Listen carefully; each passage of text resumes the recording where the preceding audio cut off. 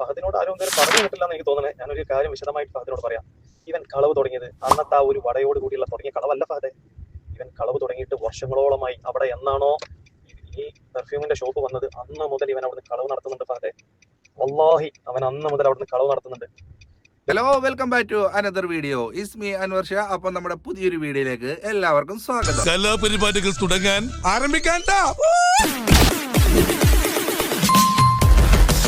അപ്പൊ പ്രിയമുള്ളവരെ, ഞാൻ ഇന്ന് കൊണ്ടുവന്നിരിക്കുന്ന ടോപ്പിക്ക് മറ്റൊന്നുമല്ല, നമ്മുടെ ജാസി താത്തയുടെ കുറച്ച് വിഷമകരമായ ഒരു വാർത്തയാണ്.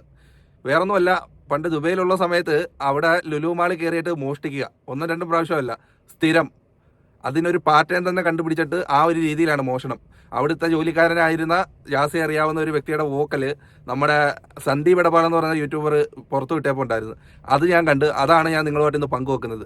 അപ്പോൾ നമ്മുടെ ജാസി താത്തയ്ക്ക് അന്ന് പക്ഷേ അവർ കേസൊന്നും കൊടുത്തില്ല, കാരണം പുള്ളിക്ക് മെന്റലി ഒരു ഇച്ചിരി പ്രശ്നമുണ്ട് എന്നൊക്കെ പറഞ്ഞ്. അപ്പോൾ ജാസി താത്തയ്ക്ക് ചില സ്വഭാവ വൈകൃതങ്ങളൊക്കെ ഉണ്ട്. അപ്പോൾ നമ്മൾ ഇനിയിപ്പോൾ പറഞ്ഞിട്ട് കാര്യമില്ല. ചിലപ്പം ചിലർക്കൊക്കെ ഒരു മാനസികമായിട്ടുള്ള പ്രശ്നമുണ്ടല്ലോ, മോഷണൽ ടെൻഡൻസി, പിന്നെ അല്ലേ ഇഷ്ടപ്പെട്ട സാധനങ്ങൾ കട്ടെടുക്കുക എന്നൊക്കെ ഉള്ളത്. അപ്പോൾ എന്തായാലും നമുക്ക് ആ വോക്കലൊന്ന് കേൾക്കാം, എന്നിട്ട് നമുക്ക് സംസാരിക്കാം. കള്ളനായില്ലേ, ഈ കള്ളനായി ലുലുവിൽ വർക്ക് ചെയ്തോണ്ടിരിക്കുന്ന സമയത്ത് അവൻ കളവ് നടത്തി പിടിച്ചു എന്ന് പറഞ്ഞില്ലേ ഫഹദെ.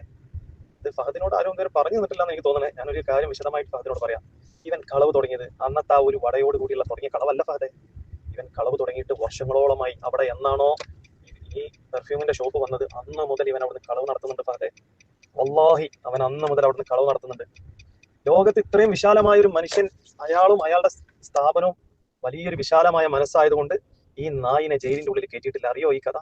ഇവൻ വർഷങ്ങളോളം കളവ് നടത്തി. ഒന്നും രണ്ടും ദിവസമല്ല, ഒരു 2 റുപ്യന്റെ വട ഉള്ളെന്ന് തിന്നിട്ടല്ല. ഇവന്റെ ഐഡിയ എന്താണെന്നറിയോ? ട്രോളി നിറച്ച് കോസ്മെറ്റിക്സ് ഐറ്റംസ് ഇടും. ഇവൻ കക്കുന്നത് മുഴുവനും കോസ്മെറ്റിക്സ് ആണ്, ക്രീം ഐറ്റംസുകൾ കംപ്ലീറ്റ് കട്ടിട്ട്. ഈ നായി എന്ത് പണിയെന്നറിയോ? നേരെ പിന്നെ ചായ കുടിക്കുന്ന ഒരു കൗണ്ടർ ഉണ്ട് അതിൻ്റെ ഉള്ളിൽ പോയിട്ട് ചായ കുടിച്ചിട്ട് ഈ ചായ കുടിച്ച ബില്ല് കയ്യിൽ വെക്കും. മനസ്സിലാക്കണം അവന്റെ ബുദ്ധി. സെക്യൂരിറ്റി ബില്ല് കാണുമ്പോൾ സെക്യൂരിറ്റി എന്ത് വിചാരിക്കും? അവൻ ഓൾറെഡി പേയ്മെന്റ് ചെയ്തിട്ട് പുറത്തേക്ക് വരുന്ന ആളാണെന്ന്. മനസ്സിലായോ? അങ്ങനെ വർഷങ്ങളോളം കളവ് നടത്തിയിട്ടുണ്ട്. 1-2 ദിവസമൊന്നുമല്ല. അങ്ങനെ CCTVയിൽ പല പ്രാവശ്യം ഇവൻ വന്നും പോയതും ഇവന്റെ മാസങ്ങളോളമുള്ള അവന്റെ ഡാറ്റ എടുത്ത് ഇവൻ ചെക്ക് ചെയ്തിട്ട് ലക്ഷക്കണക്കിന് ദിർഹംസിന്റെ സാധനം അടിച്ചു മാറ്റി പിടിച്ചു കഴിഞ്ഞപ്പോൾ ഇവൻ പറഞ്ഞൊരു വാക്കുണ്ട്. എന്താണെന്നറിയോ? I am a celebrity. സെക്യൂരിറ്റിനോട് പറയാണ്, I am a celebrity, see my Instagram, see my TikTok, what you think, I am a celebrity എന്ന്. അങ്ങനെ സെക്യൂരിറ്റി പിടിച്ച് റൂമിൽ കൊണ്ടിട്ട് ഭീഷണിപ്പെടുത്തി അടിച്ച് ചേളം പിടിച്ച് തിരിക്കാൻ നേരത്തോൻ പറഞ്ഞ് അവനൊരു മെന്റലി ഡിസോർഡർ ആയിട്ടുള്ള ഒരു കംപ്ലൈന്റ് ഉണ്ട്. മെന്റലി ഡിസോർഡർ ആകുമ്പോൾ മറവി സംഭവിക്കുന്ന ഇവൻ പറഞ്ഞ്. അങ്ങനെ മറവി സംഭവിക്കുന്നതുകൊണ്ടാണ് എന്റെ പൊന്നാര മോനെ ഇവനോട് വെറുതെ വിട്ടതാ. ഒരു മെന്റൽ പേഷ്യന്റിനെ പിടിച്ച് ജയിലിടുന്നത് തെറ്റല്ലേ കേസ് കൊടുക്കുന്നത്? അവരുടെ വക്കീലും അവരുടെ ആരെയും അറിയിക്കാതെ മാനേജ്മെന്റ് സോൾവ് ചെയ്ത് ഇവനെ വെറുതെ വിട്ടതാ. അതെ, ഭയങ്കര ബുദ്ധിമാനായ ഇവന് ആണും പെണ്ണും കേട്ട നായി ആയിക്കോട്ടെ, പക്ഷെ വേറൊരാളെ മുതലെന്തിനാ കേൾക്കുന്നേ? ഇവനെതിരെ നാട്ടിൽ കേസ് ഫയൽ ചെയ്യാൻ പറയണം ലുലു ഗ്രൂപ്പിനോട്. പക്ഷെ ഒരു കേസ് ഫയൽ ചെയ്യൂല. കാരണം എന്താണെന്നറിയോ? സോൾവ് ചെയ്ത് വിട്ടത്. പിടിക്കുന്ന സമയത്ത് ഞാൻ അവിടെ ഉണ്ടായിരുന്നു സ്ഥാപനത്തിൽ. അപ്പം ഭയങ്കര പിടിച്ചു കൊണ്ടുപോയിട്ട് ഭയങ്കര പ്രശ്നക്കായിരുന്നു അവിടെ.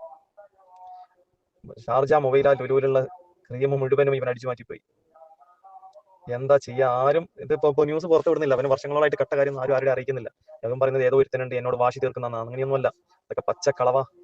ഇവൻ കട്ടത് അവന്റെ ഉമ്മ ഇന്റർവ്യൂവിൽ പറയുന്നില്ലേ, അവൻ കളവ് നടത്തിയിട്ട് അവന് മറവിയുടെ സുക്കടുണ്ട് എന്നാണ് അവൻ അവരോട് പറഞ്ഞത്. ശരിയാണത്, വളരെ സത്യസന്ധമായിട്ടുള്ളതാണ് ഉമ്മ പറഞ്ഞത്. അവൻ എനിക്ക് മറവിയുടെ സുക്കട ഉണ്ട് എന്ന് ഇവൻ പറഞ്ഞില്ലേ? ശരിയാണത്. അവൻ കളവ് നടത്തിയവനാ നളനായി. ഈ വോക്കൽ കേൾക്കുമ്പോൾ മനസ്സിലാവും ഫഹദിന് അവിടുത്തെ തന്നെ നേരത്തെ സ്റ്റാഫായിരുന്ന ആരോ അയച്ചു കൊടുത്ത വീഡിയോ വോക്കലാണിത്. പിന്നെ അതിൻ്റെ കൂട്ടത്തിൽ ലാസ്റ്റ് ഇയാളെ കൈയോടെ പിടിച്ച സമയത്ത് സെക്യൂരിറ്റി അടിക്കൽ ഞാൻ സെലിബ്രിറ്റിയാണ്, എൻ്റെ ടിക്ടോക്ക് നോക്ക്, എൻ്റെ ഇൻസ്റ്റാഗ്രാം നോക്ക് എന്നൊക്കെ പറഞ്ഞപ്പോൾ ഷൗട്ട് ചെയ്തപ്പം അയാൾ നൈസായിട്ട് പിടിച്ച് അവരെ സ്റ്റാഫ് റൂമിൽ കൊണ്ടുപോയി നല്ല പൂശി. അന്നേരം പറഞ്ഞ് എനിക്ക് മാനസികമായിട്ട് ചെറിയ പ്രശ്നമുണ്ട്, എനിക്ക് ഇങ്ങനെ ഒരു ഡിസോർഡർ ഉണ്ട്, അതുകൊണ്ടാണ് സംഭവിച്ചു പോയാണ്, ക്ഷമിക്കണമെന്നൊക്കെ പറഞ്ഞ് കാല് പിടിച്ച്. പിന്നെ നമ്മുടെ യൂസുഫ് അലി സാഹിബ് ഇതൊക്കെ കേട്ടാൽ ക്ഷമിക്കുന്ന വ്യക്തിയാണല്ലോ പുള്ളി, അതുകൊണ്ട് അതങ്ങ് കണ്ണടച്ച് ആ ഒരു കാരണം കൊണ്ട് അവിടുന്ന് എങ്ങനെയോ തടി തപ്പി എന്നതാണ് ഇപ്പോൾ മനസ്സിലാകുന്നത്. അപ്പോൾ നമുക്കറിയാമല്ലോ ജാസിക്ക് പലവിധമായ സ്വഭാവ വൈകൃതങ്ങളുണ്ട്. അതിൽ ഒരെണ്ണം കൂടി ഇപ്പോൾ നമ്മൾ പുറത്ത് വന്നിരിക്കുകയാണ്.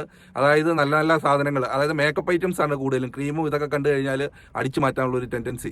ഇനിയിപ്പോൾ എന്തായാലും അതിൻ്റെ ആവശ്യമില്ലല്ലോ, കാര്യം ലക്ഷക്കണക്കിന് രൂപ ഒന്നും അറിയുന്നത്. അതുകൊണ്ട് എൻ്റെ പൊന്ന് ജാസി, ഇനിയെങ്കിലും അതൊന്നും ചെയ്യല്ലേ. കേരളത്തിൽ കയ്യോടെ പിടിച്ചാൽ നാണക്കേടാണ്. നിങ്ങൾക്ക് അത്യാവശ്യം വരുമാനമുണ്ട്, അതുകൊണ്ട് കാശ് കൊടുത്ത് സാധനങ്ങൾ മേടിച്ച് ഇനിയെങ്കിലും ഉപയോഗിക്കാൻ നോക്കുക.